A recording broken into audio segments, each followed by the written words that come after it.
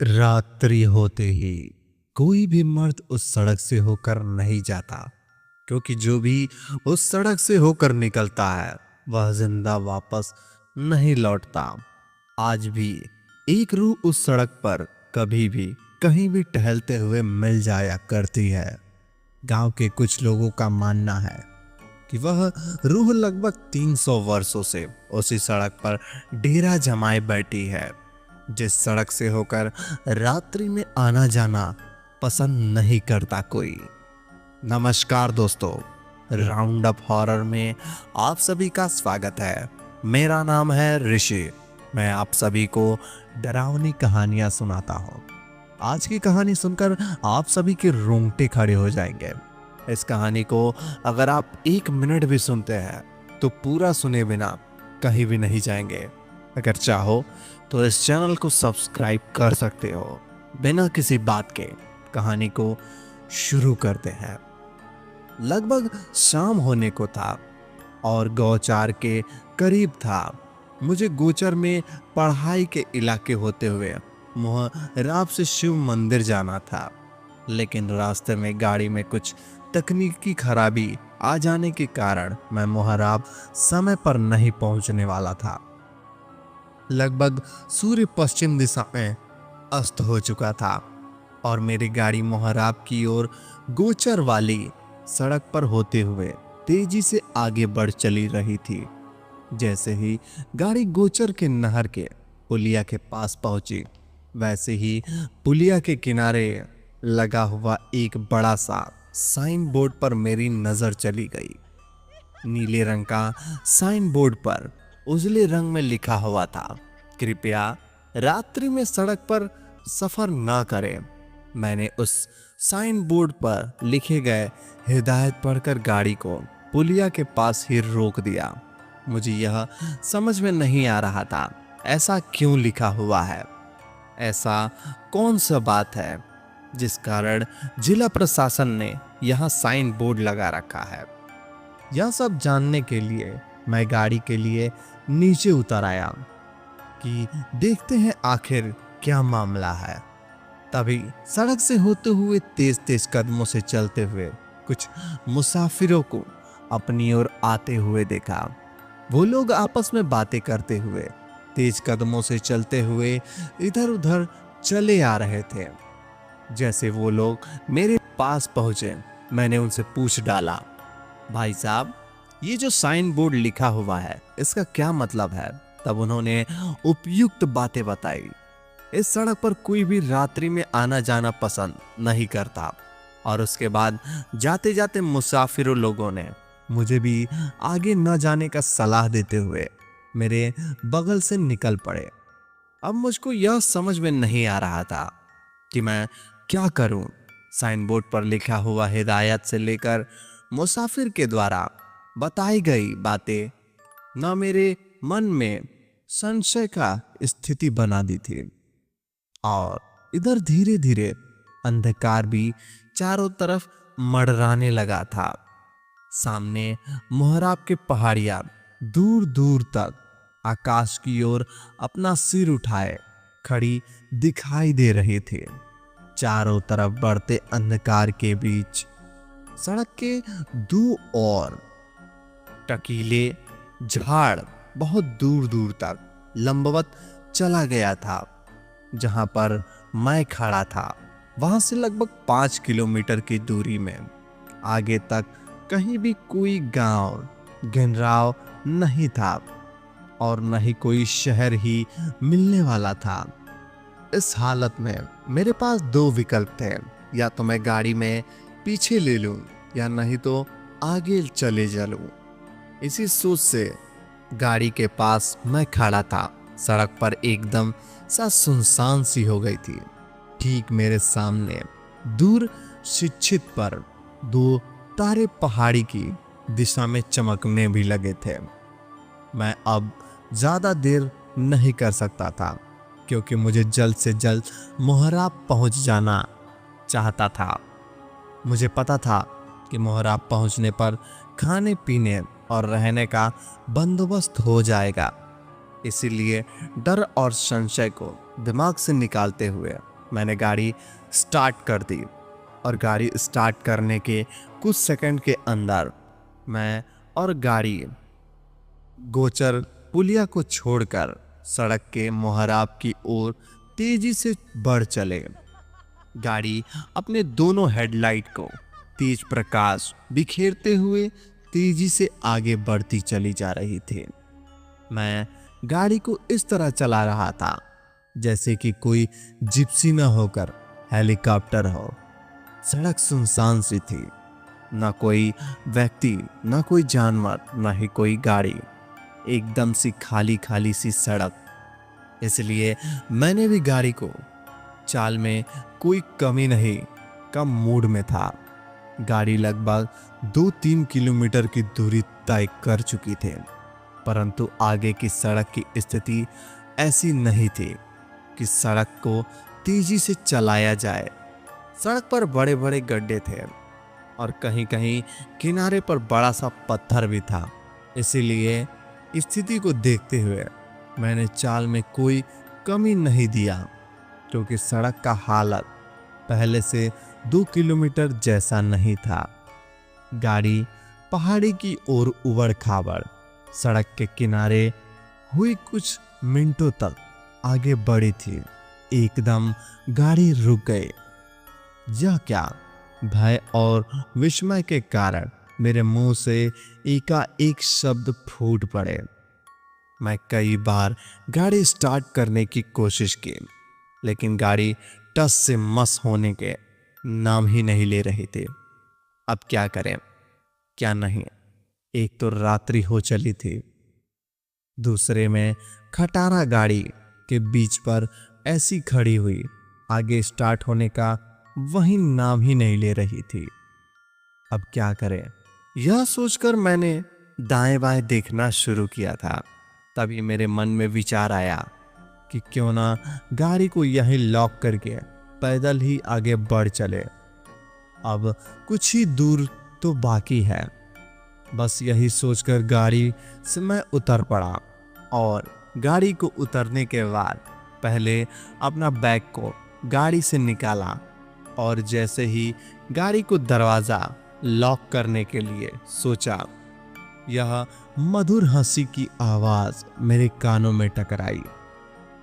मैं तो डर के मारे मानो उछल सा पड़ा, लेकिन अगले ही पल मेरे मन में पता नहीं कहां से हिम्मत आया कि मैं सावधान होकर खड़ा हो गया। देखता हूं वही कोई रूह है जो बेगुनाहों को मारती है। जब जिंदगी खतरे में डाल ही चुका हूं तो एक बार खुद को आजमा कर देख ही लेता हूं। ऐसे भी मौत तो जीवन में एक ही बार आनी है, न तो क्यों ना उस रूह को आज रात साक्षात कर ही लूं। अगर जिंदगी बच गई तो कोई बात नहीं, अगर मौत आ गई तो भी कोई बात नहीं। इतना सोचकर मैं एक बार बड़ा सा 4 फुट का लोहे का सरिया गाड़ी से बाहर निकाला, जो अक्सर गाड़ी में ही पड़ा रहता था। लोहे का सरिया लेकर अब मैं गाड़ी में बैठ गया और अंदर से दरवाजा बंद कर लिया। साथ में गाड़ी की हेडलाइट को बुझा दिया। अब मेरे चारों ओर घना अंधेरा था।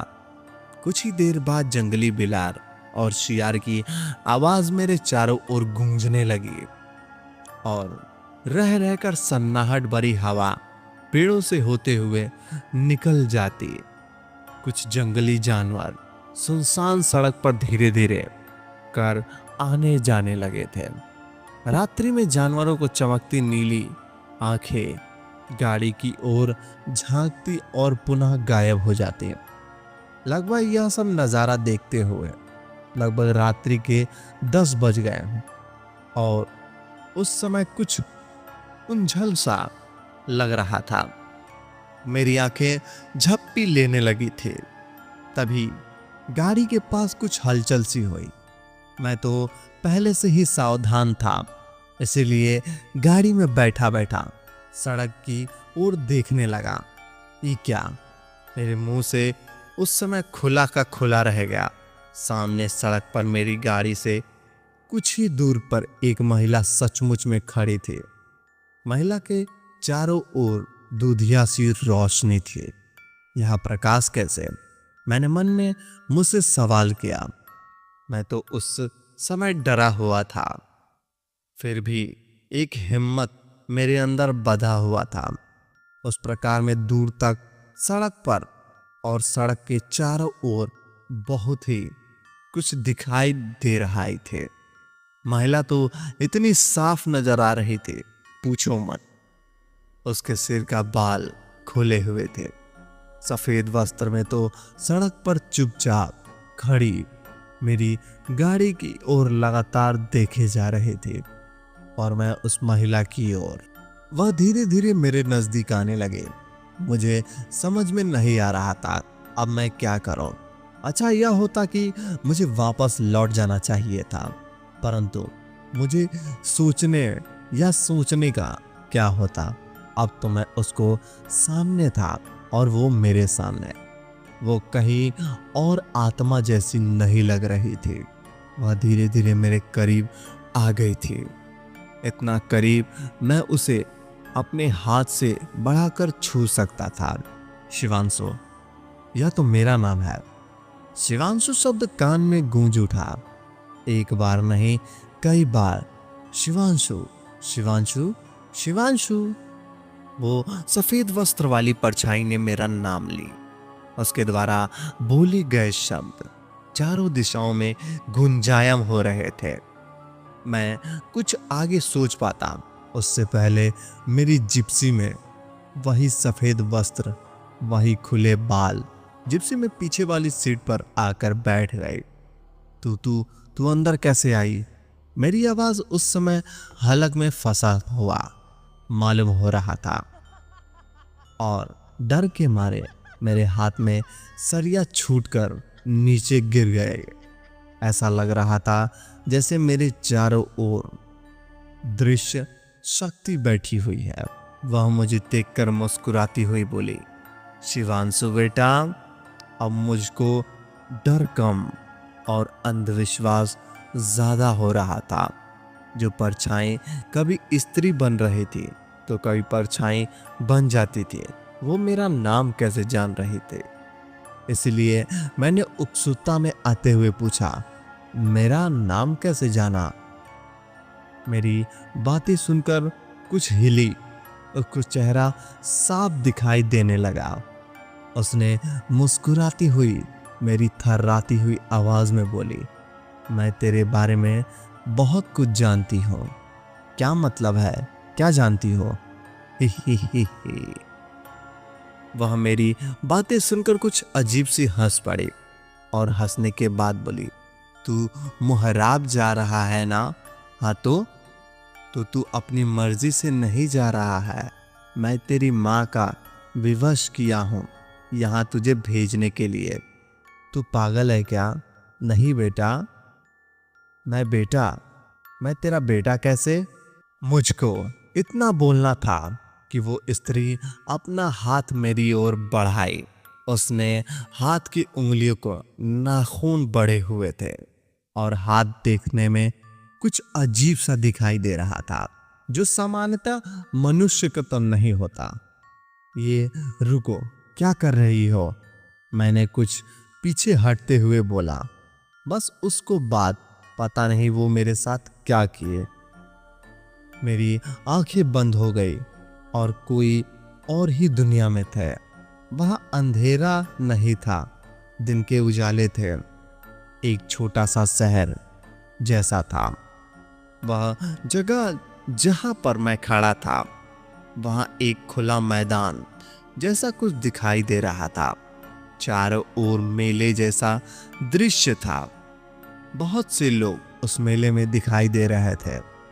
कोलाहल सा मचा हुआ था। तभी एक औरत पहाड़ी की ओर तेजी से दौड़ती हुई आई, जो एक छोटा सा बालक उसको अपनी गोद में उठाए हुए थी। वह बहुत डरी हुई दिखाई दे रही थी।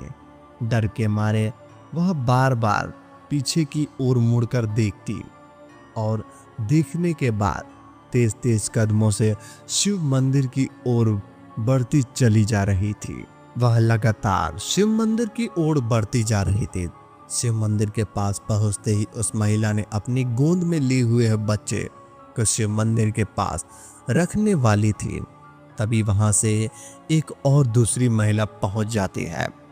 क्यों बहन, इतना क्यों डरी हुई है, क्या बात है? दूसरी महिला ने सावलिया नजरों में देखते हुए बोली, बहन, मेरा नाम गायत्री है और ये मेरा बेटा है जिसका नाम शिवांशु है। प्लीज आप इसको कुछ देर के लिए अपने पास रखिए। कुछ लोग इसके पीछे लगे पड़े हैं।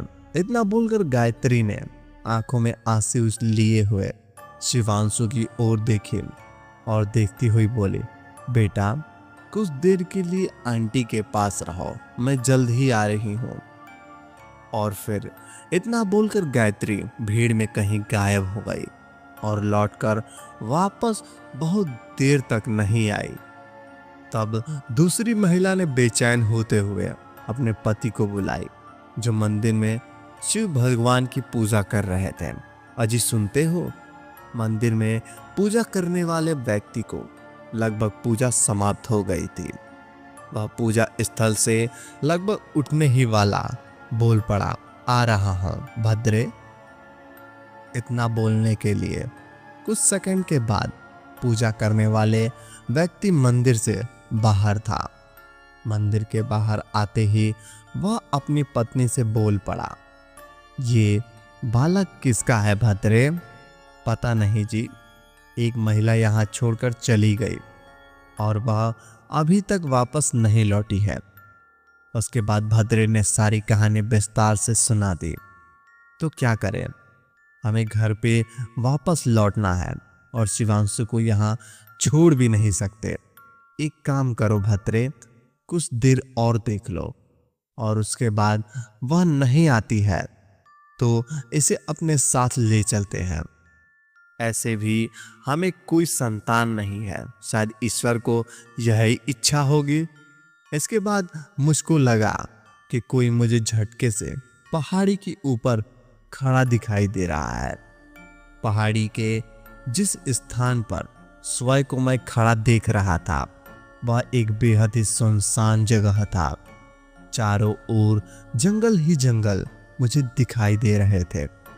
कहीं भी कोई भी इंसान नहीं नजर आ रहा था। कुछ सेकंड तक स्वयं को मैं वहां पर अकेला अवस्था में देखा रहा था।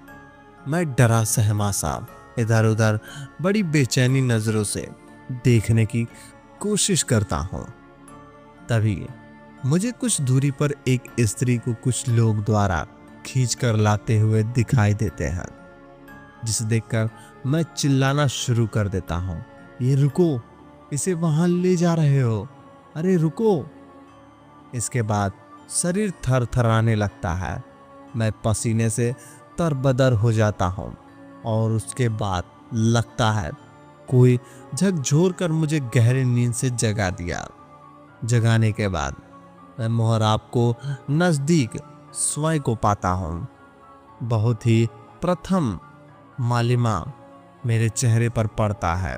सामने वही खुला सा मैदान दिखाई दे रहा था जिसे मैं स्वप्न में देख रहा था, और वही शिव मंदिर भी। मेरा दिमाग सन्न रह जाता है। मुझे यह समझ नहीं आता है कि जीवन में ऐसा पहले मोहराब आया हूँ, लेकिन स्वयं में देखा हुआ हूबहू वही स्थान कैसे हो सकता है? क्या मुझे उस रूह से कोई रिश्ता है? और फिर 2 किलोमीटर पहले ही नहीं, कैसे हो सकता है? मेरा मन मुझसे कई बार कई सवाल करने लगा था और उस सवालों का कोई जवाब नहीं मिल रहे थे। बार बार दिमाग में यही बात आ रही थी, क्या स्वयं में देखा हुआ वह बालक मैं ही था? दोस्तों, अगर आपको क्या लगता है कमेंट करके बताइए, और ऐसी ही और डरावनी कहानी सुनने के लिए मेरे चैनल को सब्सक्राइब कर लीजिए ताकि हमारी आने वाली कहानियाँ सबसे पहले आप तक पहुँचे। धन्यवाद।